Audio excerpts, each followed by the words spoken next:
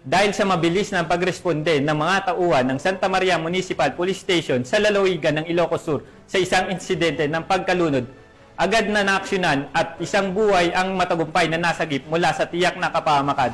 Narito ang magandang balita na ihahatid ni Police Staff Sergeant John Del Supremo.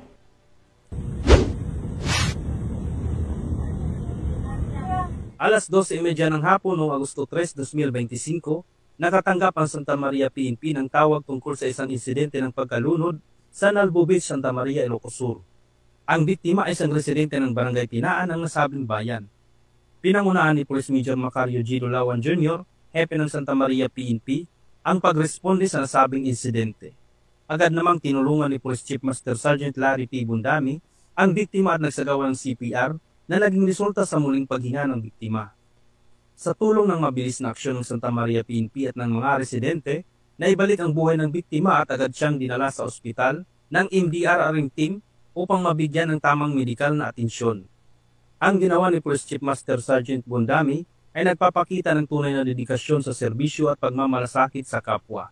Ang kanyang aksyon ay isang halimbawa ng pagpapalaga ng PNP sa pagtulong at pagprotekta sa mga tao.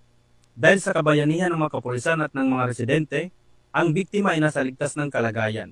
Isang patunay ito ng matibay na relasyon ng pulisya at komunidad na sa oras ng pangangailangan, sila ay laging handa at nagtutulungan. Mula dito sa PCAG Ilocos Region, ako ang inyong PNN correspondent, Police Staff Sergeant John Del Supremo, alagad ng batas, tagataguyod ng balita ng pulis.